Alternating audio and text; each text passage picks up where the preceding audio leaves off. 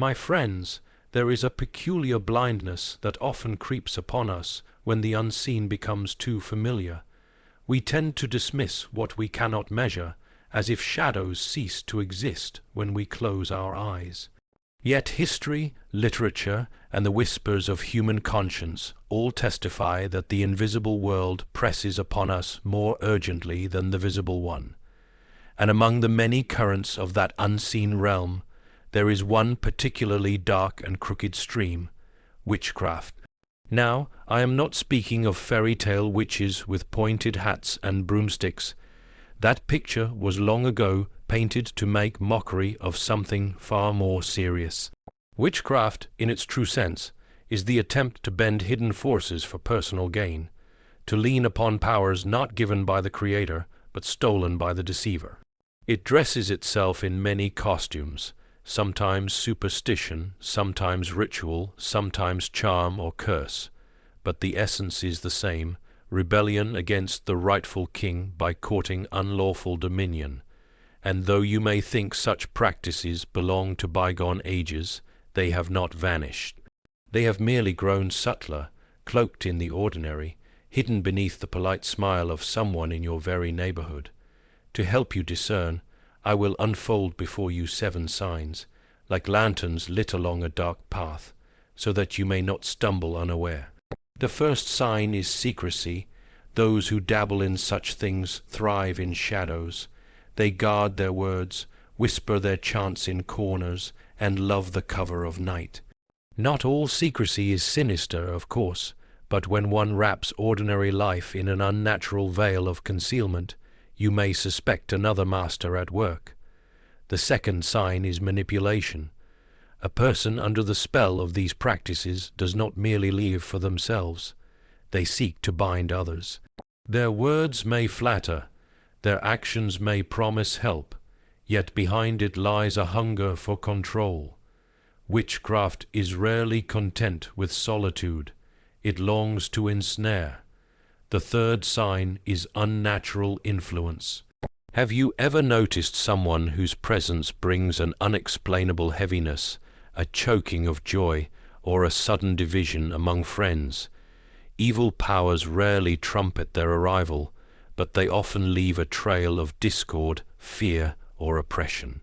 The fourth sign is obsession with symbols or objects, amulets, charms, or items that are said to carry power, become the tools of their trade. Such a person places trust not in the living God, but in tokens of dust, as though wood and stone could shield the soul. The fifth sign is a distortion of truth. Witchcraft walks hand in hand with lies. Those caught in its snare cannot bear the straightness of plain truth. They twist it, reshape it, and speak in riddles. The simple yes and no is replaced with fog, for clarity is the enemy of deception. The sixth sign is hostility toward the sacred. Watch how they respond to prayer, to scripture, to the mention of Christ's name.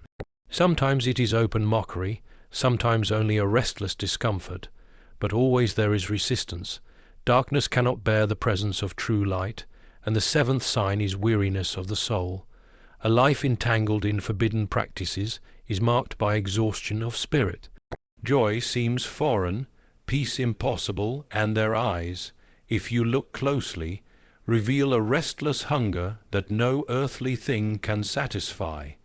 These 7 signs are not given that you might condemn every odd habit or strange neighbor, but that you might stay awake.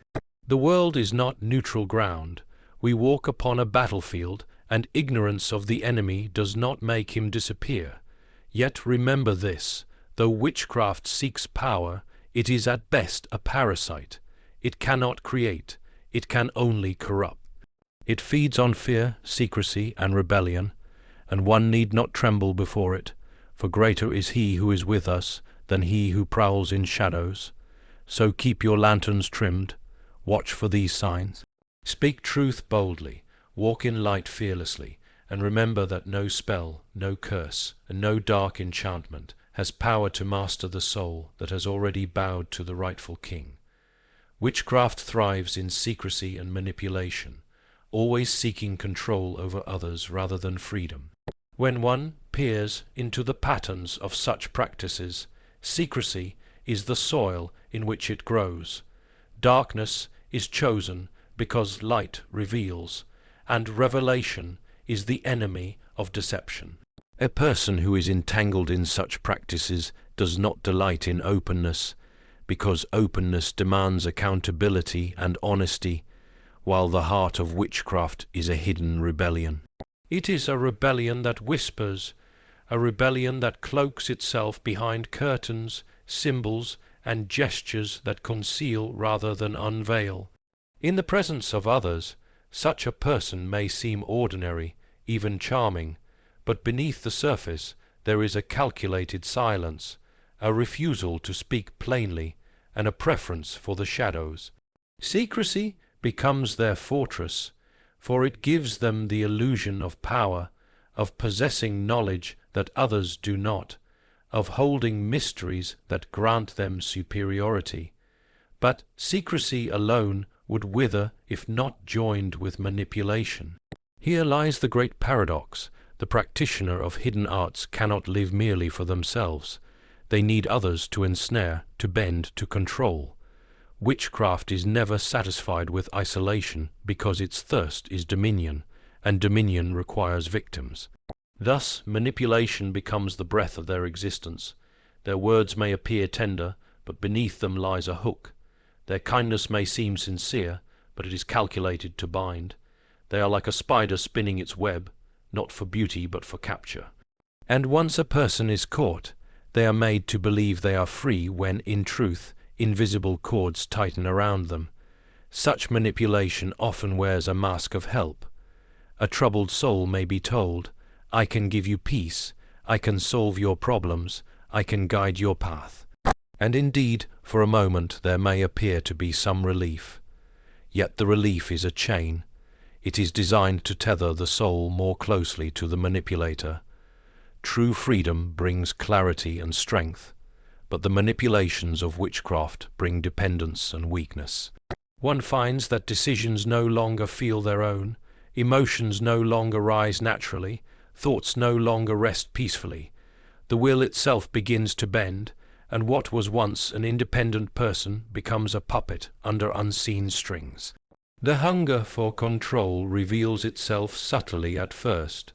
Suggestions are made, advice is offered, opinions are pressed. Over time, those suggestions grow into commands, and the victim scarcely realizes the shift. Witchcraft does not often storm the gates of the mind.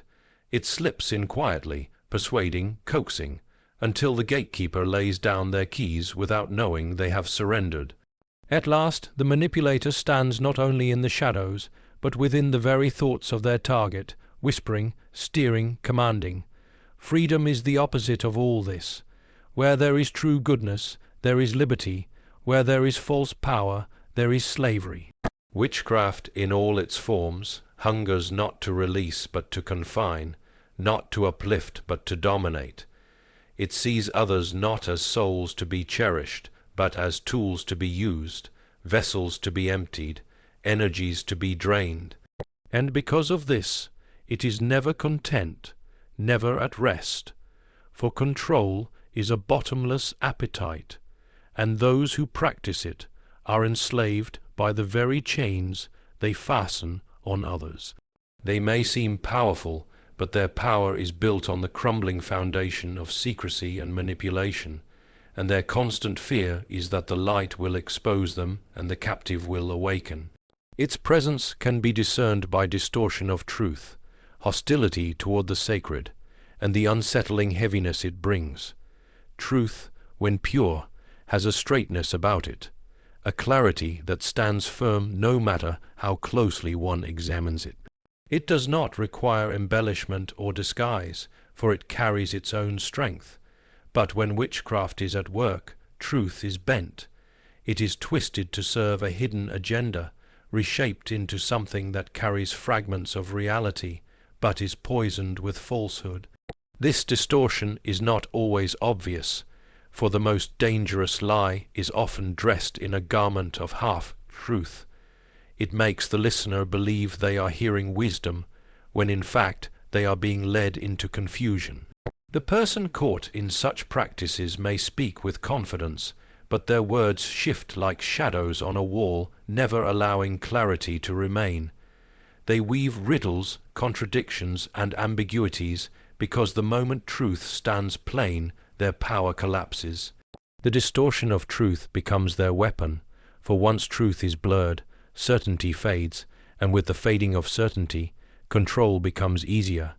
Alongside this twisting of truth comes an unmistakable hostility toward the sacred. It is not always loud, for mockery can be subtle as well as blatant. Some may laugh openly at prayer, scorn the name of Christ, or ridicule Scripture as superstition. Others reveal their hostility in quieter ways, through discomfort, avoidance, or irritation whenever the sacred is brought near. The heart under such influence finds no peace in the holy, because the holy exposes their rebellion. To them, sacred things are not a refuge but a threat. The light shines, and in that light their shadows are made visible, and so they recoil. A conversation that drifts toward faith unsettles them. A simple blessing causes restlessness. A gathering of believers feels to them like fire pressing against their skin. Hostility toward the sacred is not merely an opinion, it is a reaction born of alignment with powers that cannot coexist with the holy. Then there is the heaviness, the weight of an unseen presence that lingers around those entangled in such activities. It is as though the air thickens when they enter a room, as though joy retreats in their company. Friends who once laughed together may suddenly find division rising between them. A sense of confusion, anxiety, or oppression creeps in, not tied to any visible cause, but unmistakably felt. This heaviness is not of flesh and blood, but of spirit, and it reveals itself by draining vitality from the atmosphere. You may leave such an encounter weary without knowing why, burdened without explanation, or restless without reason. Those who live in constant exposure to it begin to feel their own strength sapped, their clarity dimmed, their peace disturbed. The distortion of truth, hostility to the sacred, and oppressive heaviness are not separate strands, but a single cord woven tightly together. The twisting of truth removes clarity. The hostility to the sacred resists the very remedy that could set them free, and the heaviness ensures that all who draw near are weakened, discouraged, or divided. These signs, when seen together, are like fingerprints left behind on a glass surface. They reveal the touch of something dark that does not belong to ordinary life. For ordinary disagreements do not twist reality in such calculated ways. Ordinary discomfort does not recoil so violently from the holy, and ordinary burdens do not spread an atmosphere of oppression wherever they linger. Something deeper is at work when all three are found together, and it is in these shadows that one may discern the presence of witchcraft. Though it imitates power, witchcraft is only a shadow, corrupting, never creating, and it cannot overcome a soul anchored in true light. Power in its pure form is creative.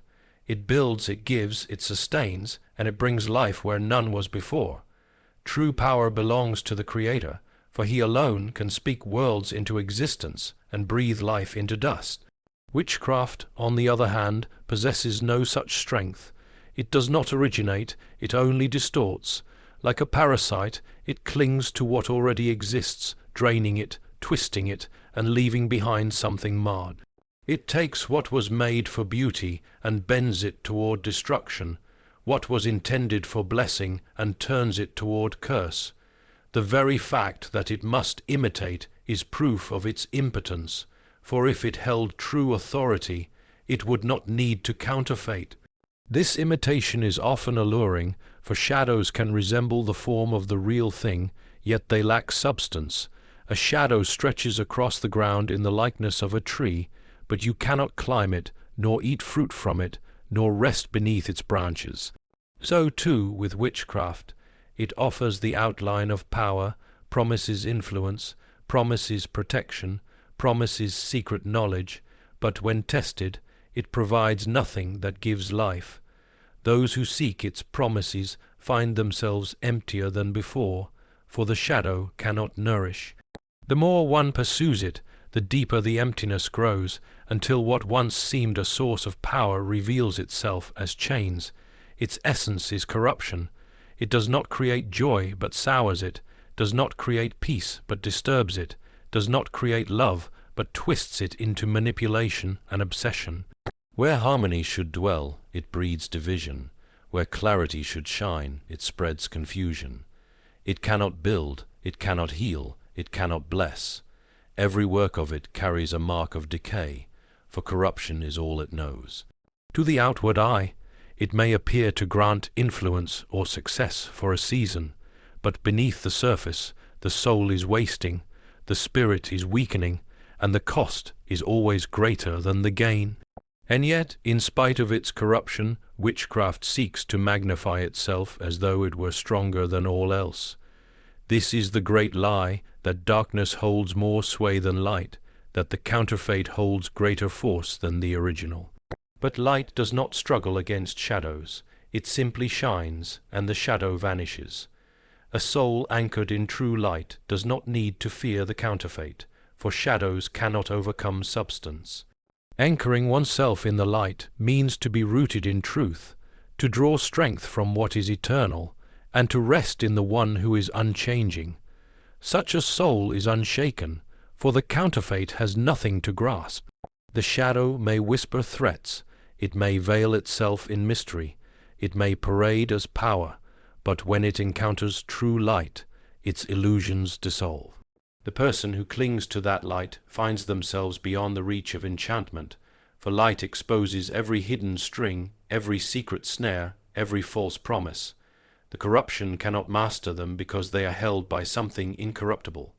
And though witchcraft may surround, it cannot conquer, for its essence is only shadow, and the destiny of all shadows is to flee before the rising sun.